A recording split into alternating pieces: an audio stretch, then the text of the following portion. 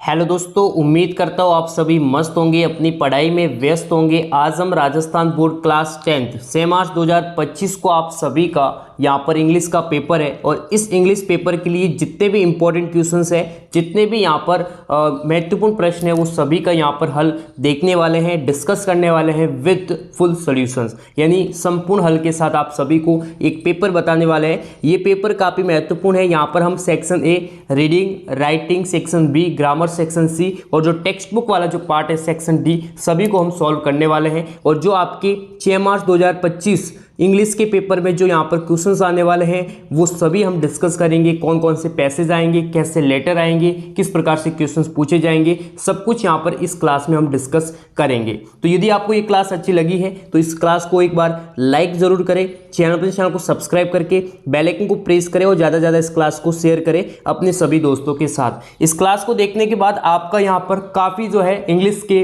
प्रति आपका जो कॉन्फिडेंस है वो काफ़ी क्या हो जाएगा, इंक्रीज हो जाएगा। बहुत ही अच्छे से हम इस पूरे के पूरे पेपर को सॉल्व करेंगे। और यहाँ पर आप सभी को पता है, ठीक है, एक आपने कोट, एक आपने लाइन जरूर सुनी होगी कि practice make a man perfect, यानी जो अभ्यास है वही क्या बनाता है, मनुष्य को दक्ष बनाता है। यानी आपने जितनी भी हमारी जो क्लासें हो रही है, जो 10th 6 मार्च 2025 इंग्लिश की रिगार्डिंग जितनी भी क्लासें हो रही है, सभी आपको एक बार देखनी है, क्योंकि ये जितने भी इंपॉर्टेंट क्वेश्चंस है, ऐसे पेपर है, रामबाण पेपर है, जो हुबहू आपको एग्जाम के पेपर में हुबहू आपको क्वेश्चंस देखने को मिलेंगे, क्योंकि हम ऐसे आपको यहाँ पर आपके लिए बेस्ट पेपर लेकर आ रहे हैं। Swami Vivekananda inspiring personality was well known both in India, ठीक है, and in America during the last decade of the 20th century, ठीक है। तो यहाँ पर हम बात कर रहे हैं स्वामी विवेकानंद जी के, यहाँ पर उनकी इंस्पायरिंग जो पर्सनैलिटी है, यानी प्रेरणादायक उनका जो व्यक्तित्व है, वो भारत में और भारत के बाद अमेरिका में किस प्रकार से रहा, ठीक है, 20th सेंचुरी तक किस प्रकार रहा है। और unknown monk of India suddenly leapt into the parliament of religions in Chicago in 1893 में उनका एक सम्मेलन भी हुआ था, धार्मिक सम्मेलन हुआ था। कहाँ पर हुआ था? शिकागो में हुआ था, ठीक है, आप सभी को पता होगा। इसी के बारे में एक छोटा सा यहाँ पर पैराग्राफ दिया गया है, जो कि स्वामी विवेकानंद जी के इंस्पायरिंग पर्सनैलिटी से जुड़ा एक छोटा सा पैराग्राफ दिया गया है। तो अब इसको यहाँ पर क्या करना है, एग्जाम के पेपर में जो भी आपको क्वेश्चंस मिले, एक बार आपको क्या करना है, जो भी पैसेज मिले, और सबसे पहले आपको यहाँ पर, जैसा कि मैंने आपसे डिस्कस किया था प्रीवियस ईयर, जो प्रीवियस यहाँ पर मॉडल पेपर में,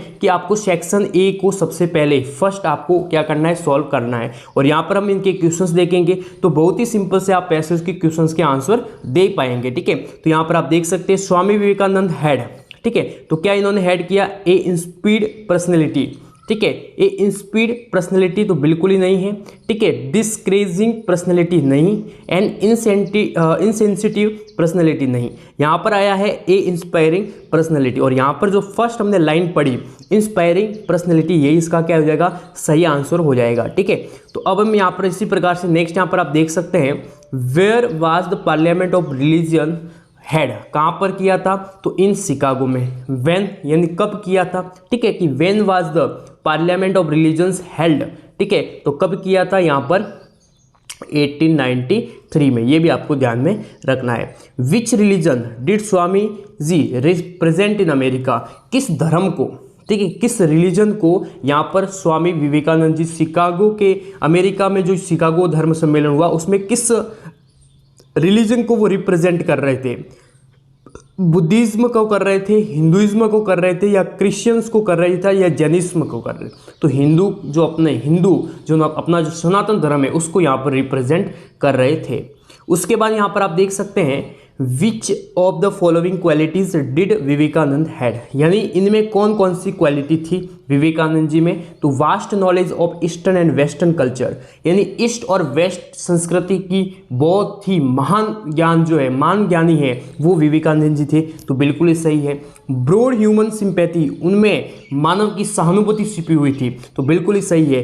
कलरफुल पर्सनैलिटी, उनकी जो पर्सनैलिटी थी उसको कलरफुल थी, बिल्कुल ही क्या थी, रंग रंगोहित थी। ऑल ऑफ द एबव, तो डी ऑप्शन क्या हो जाएगा, बिल्कुल ही सही हो जाएगा। और ये तीनों के तीनों आपको ऑप्शंस इसी पैराग्राफ में आपको देखने को मिलेंगे। यहाँ पर आप देख सकते हैं, brilliant conversation, broad human sympathy, colourful personality, ठीक है ना, इस प्रकार से यहाँ पर आप देख सकते हैं। और यहाँ पर आप देख सकते हैं knowledge of eastern and western culture, तो इस प्रकार से इनकी क्वालिटीज़ भी आपको देखने को मिल रही हैं। इसी प्रकार से यहाँ पर आप देख सकते हैं choose the opposite word in इनेप्टनेस।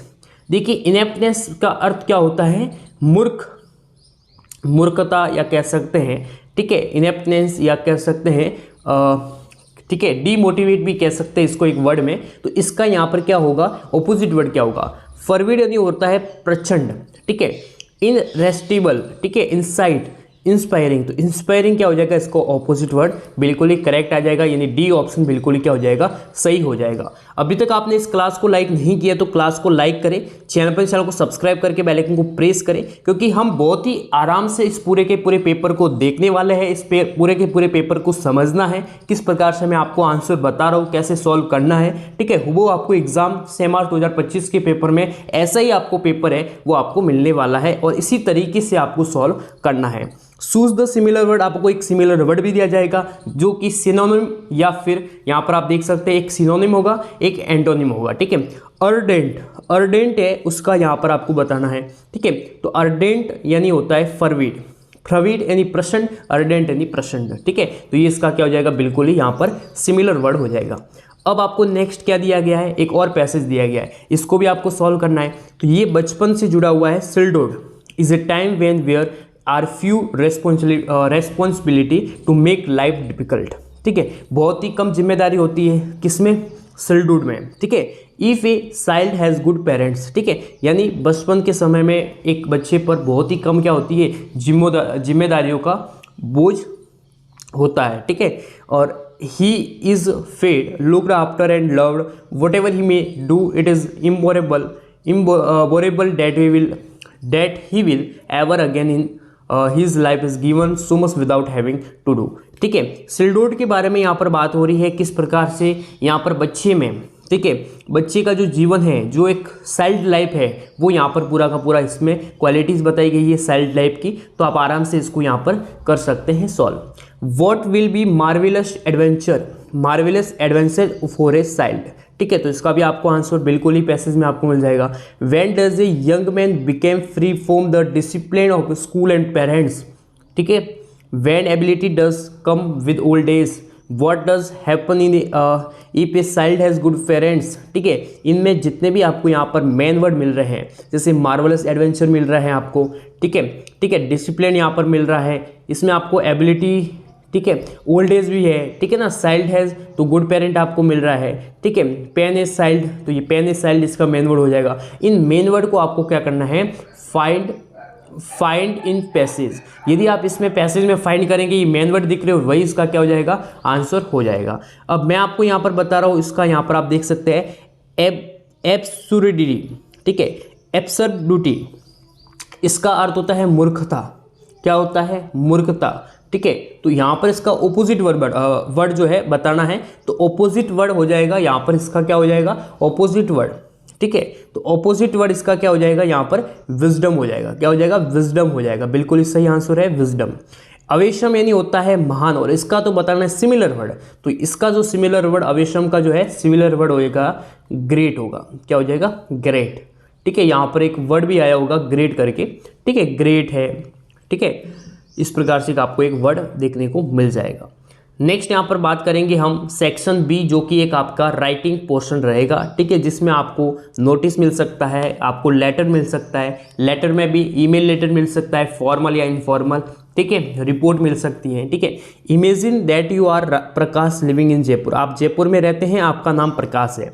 You have received a very bad report about your younger brother Ashok from his principal, आपके बड़े भाई जो है, ठीक है, आपके जो बड़े भाई है उनके बारे में जो है आपको एक जो है खराब रिपोर्ट मिली है, ठीक है, उनके प्रिंसिपल से, ठीक है। Write a letter to Ashok advising him to work hard and avoid the company of bad boys, यानी आपको लेटर लिखना है अपने बड़े भाई को, उनको सलाह के लिए कि भाई जो है आप कार्य अपना जो है मन लगाकर कार्य करे और जो बुरी संगति वाले जो लोग हैं उनसे बसे। ठीक है, इस प्रकार से आपको एडवाइस देनी है। ठीक है, कहाँ पर पढ़ रहा है आपका बड़ा भाई?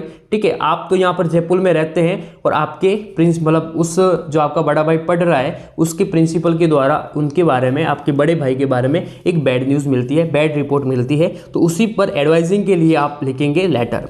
तो ये एक लेटर होगा, वो इनफॉर्मल लेटर होगा। कैसा लेटर होगा? इनफॉर्मल लेटर होगा और इनफॉर्मल लेटर आपको राइट करना होगा।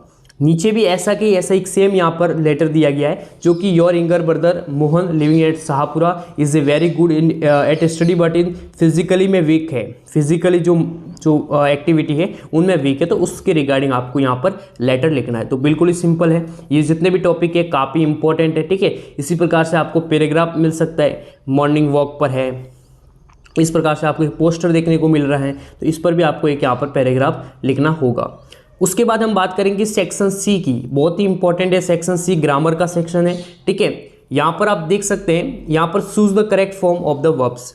ठीक है, तो वाटर ऑन हीटिंग। ठीक है, अब जब यहाँ पर हीटिंग जो है उसमें आईएनजी लगा हुआ है, तो उससे आपको इरादा होनी चाहिए कौन सा टेंस है? प्रेजेंट है। कौन सा टेंस है? प्रेजेंट है। और प्रेजेंट में भी कौन सा है? सिंपल प्रेजेंट है। कौन सा टेंस है? सिंपल प्रेजेंट है। तो सिंपल प्रेजेंट में यहाँ पर इसका जो यहाँ पर क्या हो जाएगा? एस या ई एस का यूज़ होगा। ठीक है, तो एवेपोरेट्स, एवेपोरेट्स। ठीक है, तो यहाँ पर एस यूज़ होगा, तो यहाँ पर आ जाएगा वाटर एवेपोरेट्स, इसके आगे इसके ई एस यूज होगा ऑन हीटिंग। ठीक है, he back yet not come. ठीक है, तो यहाँ पर क्या होगा? He has not come, he has not come, has helping verb आ जाएगी, नॉट कम आ जाएगा। ठीक है ना। नेक्स्ट यहाँ पर आप देख सकते हैं आई ए सिंगल लेटर यस्टरडे। ठीक है, नॉट पोस्ट, तो यहाँ पर ये क्या है? पास्ट टेंस है, तो डिड नॉट पोस्ट। डिड यानी डू की सेकेंड फॉर्म है, डू डिड। ठीक है, इसी प्रकार से यहाँ पर आप देखें single letter yesterday not post, तो did not post. When I first met her seen small school, ये यहाँ पर क्या हो जाएगी? प्रेजेंट टेंस है, तो स्टडिंग आईएनजी की फॉर्म हो जाएगी, तो स्टडिंग यानी कार्य हो रहा है अभी। ठीक है, स्टडिंग यहाँ पर आ जाएगा। इस प्रकार से आपको यहाँ पर वर्ब की जितनी भी अप्रोप्रिएट करेक्ट फॉर्म है वो आपको यूज़ करना आना चाहिए। इसके रिगार्डिंग, ग्रामर के रिगार्डिंग हम एग्जाम से पहले आज या कल में आपको एक फुल ग्रामर की एक क्लास देंगे, जिसमें बहुत ही इंपॉर्टेंट जो सेंटेंस है उनको यहाँ पर डिस्कस, उनका फुल सोल्यूशंस मिलेगा, जिससे आपको एग्जाम के पेपर में 10th इंग्लिश में हुबहू आपको क्वेश्चंस देखने को मिलेंगे। अभी तक आपने इस क्लास को लाइक नहीं किया तो क्लास को लाइक करें, चैनल को सब्सक्राइब करके बेल आइकन को प्रेस करें, ज़्यादा से ज़्यादा इस क्लास को शेयर करें अपने सभी दोस्तों के साथ। अब आपको क्या करना है? Change indirect speech. ठीक है, इनको इनडायरेक्ट स्पीच चेंज करना है। ठीक है, he said to them why did you laugh at me. ठीक है, बहुत ही यहाँ पर सिंपल है। ठीक है, बहुत ही सिंपल है। यहाँ पर आप देख सकते हैं, यहाँ पर सेड टू यहाँ पर टोल्ड में हो जाएगा या फिर आस्क्ड में हो जाएगा कन्वर्ट। ठीक है, तो इनडायरेक्ट स्पीच में आप आसानी से चेंज कर सकते हैं। उसके बाद यहाँ पर आप देख सकते हैं fill in the blanks with verb in agreement with its subject. ठीक है, सब्जेक्ट का आपको वर्ब एग्रीमेंट करना है। तो the jury divided in their opinion. ठीक है ना, विभाजित करती हैं अपने विचारों को। कौन? जूरी करती हैं। ठीक है, तो करती थी, यहाँ पर वाज वर आया हुआ है। क्या आया हुआ है? Was were. तो the jury divided in their opinion. ठीक है, तो यहाँ पर वर आएगा, क्या आएगी? Helping verb were. The captain with all his soldiers killed in the war. ठीक है, तो यहाँ पर वर आएगा, सिंगुलर। ठीक है, वर। नेक्स्ट यहाँ पर आप देख सकते हैं frame questions of the following sentence. इनकी आपको क्वेश्चंस को फ्रेम क्वेश्चंस क्रिएट करनी है। ठीक है, इनको क्वेश्चंस में क्रिएट करना है कि how he does his work very carefully. ठीक है, हाउ। अब यहाँ पर देखिए वर्ड जो है, यहाँ पर क्वेश्चंस की फ्रेमिंग है वो क्रिएट करने के लिए आपको HOW यानी हाउ। ठीक है, WH वाले जितने भी वर्ड है, चाहे वो व्हाट हो, वर, वेयर हो, व्हेन हो, ठीक है, वूम, विच, ठीक है ना, ये जितने भी वर्ड है वो आपको यूज़ करने हो सकते हैं। कैन से भी यहाँ पर क्या बन सकता है? आपका फ्रेमिंग क्वेश्चंस बन सकता है। ठीक है, इसी प्रकार से डू से भी बन सकता है। ठीक है, डू से भी बन सकता है, तो ये भी आपको यहाँ पर ध्यान रखना है। देखिए how does his work very carefully, how से बनेगा। ठीक है, तो देखिए हाउ डज क्या आ जाएगा? हाउ डज क्वेश्चंस बनाने के लिए how does he do his work. ठीक है, ही डू हिज वर्क। ठीक है, हिज वर्क तो यह आ जाएगा यहाँ पर क्वेश्चंस मार्क्स। इस प्रकार से यहाँ पर क्या कर सकते हैं, क्वेश्चंस की आप आसानी से फ्रेमिंग कर सकते हैं। नेक्स्ट यहाँ पर आप देख सकते हैं जो टेक्स्ट बुक वाला जो सेक्शन है, सेक्शन डी, जो कि आपको थर्ड में यहाँ पर सॉल्व करना है, यानी आप सबसे लास्ट में सेक्शन सी को सॉल्व करेंगे। ठीक है, सेक्शन डी को आपको लास्ट में सॉल्व न करके सेक्शन सी जो ग्रामर वाला है उसको आपको लास्ट में सॉल्व करना है। और अब आपको यहाँ पर थर्ड में यहाँ पर आपको सेक्शन डी सॉल्व करना है, ये भी आपको ध्यान रखना है, काफ़ी महत्वपूर्ण है। Once when he set out in the morning on his sailing round, and then again when he returned after emptying his huge basket। ठीक है, इस प्रकार से यहाँ पर आप देख सकते हैं वो set out of the sailing around, beggar है, प्रिस्ट है, फ्रेंड है, बेकर है। ठीक है, आप आसानी से इनका आंसर दे सकते हैं। Why did children run from their sleep to see procession, to meet and greet the baker, to meet and greet the priest and due to illness. ठीक है, बीमारी से ग्रस्त, बुखार से ग्रस्त, which hand banged the bamboo, bamboo यानी बाच, वन अदर बोथ नन। ठीक है, इन सभी का आंसर आपको इसी पैसेज में आपको क्या मिलेगा, देखने को मिलेगा। आप आसानी से इनका क्या निकाल सकते हैं, आप इनका आसानी से यहाँ पर सॉल्यूशंस देख सकते हैं। ठीक है, अब यहाँ पर आप देख सकते हैं, यहाँ पर इंपॉर्टेंट है बिग का क्या आपको ढूंढना है, सिमिलर वर्ड। तो देखिए सिमिलर वर्ड बिग का होगा वो होगा लार्ज होगा। ठीक है, लार्ज होगा, एनॉर्मस होगा, एनॉर्मस, ये आपको ध्यान में रखना है। लार्ज है, एनॉर्मस है। ठीक है, Gautam Buddha began the life as a prince named Siddhartha Gautam in northern India and 12 he has sent away for schooling in the Hindu sacred scriptures and 4 years later he returned, ठीक है, home to marry princess, they had a son and lived for 10 years and benefited royalty. ठीक है, इसी प्रकार से यहाँ पर आपको एक पैसेज दिया गया है, इसमें भी यहाँ पर जो है मैं आपको बता देता हूँ रिलीजियस का जो यहाँ पर सिमिलर वर्ड बता देता हूँ। बाकी आप क्वेश्चंस तो आसाम से इस पैसेज को रीड करेंगे तो आप आसानी से इनके निकाल सकते हैं आंसर को। तो होली स्क्रिप्चर, ध्यान रखिएगा, होली स्क्रिप्चर, होली स्क्रिप्चर क्या हो जाएगा, होली स्क्रिप्चर धार्मिक ग्रंथ और रिलीजियस बुक यानी धार्मिक ग्रंथ, तो दोनों ही का अर्थ क्या है, सेम है। होली स्क्रिप्चर और यहाँ पर रिलीजियस बुक्स दोनों ही सेम है। अब बात करेंगे इंपॉर्टेंट क्वेश्चंस के, टेक्स्ट बुक के कितने क्या इंपॉर्टेंट क्वेश्चंस रहने वाले हैं। तो how did the postmaster जो है हेल्प लेंचो। ठीक है, तो a letter of to God जो यहाँ पर आपका है, ठीक है, उस लेसन से आपको यहाँ पर इसको क्वेश्चंस को सॉल्व करना है। क्वेश्चंस को सॉल्व तब आप कर पाएंगे जब ए लेटर टू गॉड का एक्सप्लेनेशन आप जानते हैं, यानी इस लेसन को यदि आपने पढ़ा है तो इसका आपको स्टोरी पता होना चाहिए कि इस लेसन में ये स्टोरी है, तो आप आंसर को आसानी से सॉल्व कर पाएंगे, अन्यथा नहीं। From the diary of Anne Frank, तो why does Anne want to keep a diary, what is the story about the Kodavu peoples distance. ठीक है, इसी प्रकार से यहाँ पर आप देख सकते हैं why does Maxwell say air host was the very queen of her kind, Mijbil the otter. ठीक है, इस प्रकार से यहाँ पर जितने भी यहाँ पर इंपॉर्टेंट क्वेश्चंस दिए गए हैं इन सभी का आप आसानी से क्या कर सकते हैं, आंसर दे सकते हैं। और ये जितने भी इंपॉर्टेंट क्वेश्चंस मैं आपको बता रहा हूँ काफ़ी इंपॉर्टेंट है, हुबहू आपको एग्जाम के पेपर में देखने को मिलेंगे, हुबहू आपको मिलने वाला है 6 मार्च 2025 के पेपर में। ये पेपर में जो है यहाँ पर क्वेश्चंस आने वाला है। ठीक है, अब यहाँ पर देख सकते हैं ये जितने भी यहाँ पर द ट्रीज है, the tiger in the zoo, A tiger in the zoo, dust of snow, how does the dust of snow change the poet mood. ठीक है, किस प्रकार वो अपने पोइट मूड का यहाँ पर चेंज करता है। ठीक है ना, how does the tiger terrorise the villagers. ठीक है, what is the central idea of the poem the trees, यानी जो द ट्रीज है उसका केंद्रीय बिंदु क्या है, केंद्रीय जो विचार है वो क्या है, वो आपको जब तक आप इस पोएम के बारे में नहीं जानते होंगे, उसकी स्टोरी आपको पता नहीं होगी, तब आप उसके सेंट्रल आइडिया को डिफाइन जो है डिस्क्राइब नहीं कर सकते हैं। इसी प्रकार से यहाँ पर आप देख सकते हैं लास्ट में आपको यहाँ पर 3 से 4 क्वेश्चंस आपको मिलेंगे जो कि आपको करेक्ट आंसर ऑप्शनल होंगे और आपकी पाठ्य पुस्तक से ही जुड़े होंगे। जैसे हरी सिंह वाजे द थीप स्टोरी से बताना है, तो द थीप स्टोरी से राइटर था, गलत है, थीप था, सही है, लेबरर था, गलत है, टेक्नीशियन था, गलत है। ठीक है, गलत है, थीप क्या हो जाएगा, चोर था। Matilda borrowed and the necklace from her friend, तो यहाँ पर हो जाएगा मम्मी फॉरेस्टर। वो was the ruler of Mars, Mars का रूलर, ठीक है, कौन था, तो वो था थिंक टैंक। क्या हो जाएगा, मार्स का रूलर कौन था, थिंक टैंक। तो ये थे काफ़ी इंपॉर्टेंट क्वेश्चन 6 मार्च 2025 पेपर के लिए, काफ़ी महत्वपूर्ण, आपको 100% यहाँ पर काफ़ी हेल्प करेंगे ये क्वेश्चंस आप सभी के लिए। बहुत ही महत्वपूर्ण पेपर था। अभी तक आपने इस क्लास को लाइक नहीं किया तो क्लास को कर दीजिए लाइक, चैनल को सब्सक्राइब करके बेल आइकन को प्रेस करें